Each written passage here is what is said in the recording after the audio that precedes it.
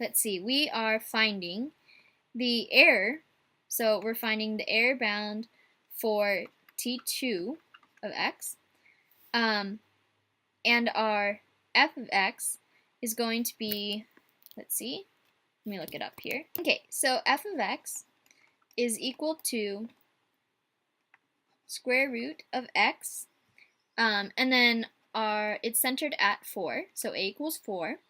And what we're supposed to do is find the error of the following. So this is the way they write it, minus t2 3.9. Okay, so what this means is basically this is like our actual value. So this is what it is in reality from our function. And then this is our approximation, our t2 approximation. And this is just asking us to find the value of the error bound. Okay?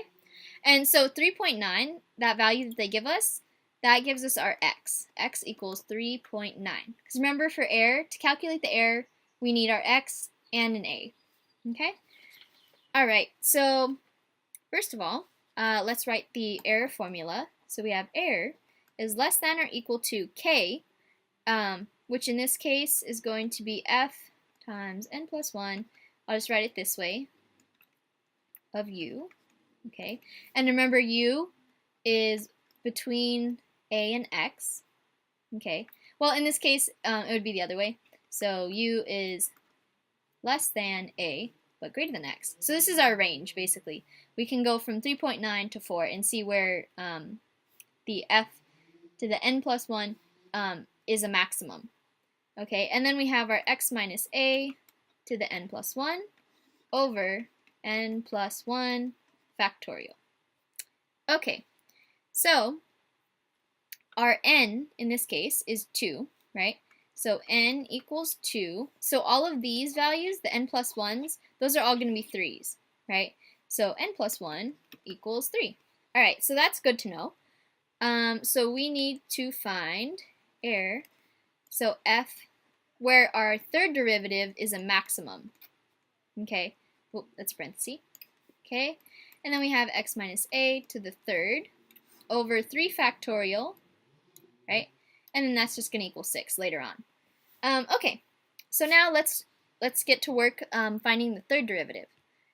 So we have that our f of x, ooh, that was weird, f of x equals square root of x, which is x to the 1/2, and then our f prime of x equals 1/2 times x to the negative 1/2, which is equal to 1 over 2 root x. Okay, and then, well, we didn't really need that, but anyways, so this was going to be negative 1 over 4 times x to the negative 3 over 2. So our third derivative, we're finally here, is going to be 3 over 8, positive, x to the negative 5 over 2. Okay, so what we want to find is when the value of this, so it doesn't matter whether it's positive or negative, we're going to take the absolute value anyways. We want to find where this is going to be a maximum. So this is the same thing, I'll just rewrite it over here. So this is equal to 3 over 8, I'll just write down, yeah, x to the 5 over 2 is on the bottom. Okay, so let's try, like I said, I like trying the endpoints. So let us see what we have here. So anything, just logically, you can kind of think, so here our u is ranging from 3.9 to up to 4, right? So let's say we plug in a 4, and we're going to get some huge number on the bottom, but when the denominator is smaller, that's when the whole value, when the overall value is larger. Okay, so we want at 3.9 basically. So we're going to find f triple prime, the absolute value of it, at 3.9. So this is going to be 3 over 8, 3.9 to the 5 halves. Okay, and this turns out to be something like around 0.012484. And I just write so many decimal places because I want to be accurate all the way up until the end. Okay, so this is what we're going to plug in for our k, or for our maximum value. Okay, so I'll continue on the next slide. So we have x equals 3.9. We have a equals 4.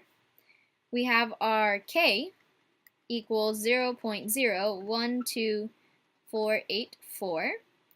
And yeah, and our n plus 1 equals 3, as we know. Okay, so error is going to be less than or equal to the k value, which is this, times the absolute value of 3.9 minus 4 to the third over 3 factorial, which we said was 6, right? Okay, so this is actually, so the final error that I calculated was less than or equal to 2.08 times 10 to the negative 6. So that's a pretty small error, so that's pretty accurate. All right, so that does it for that question. And good luck on homework.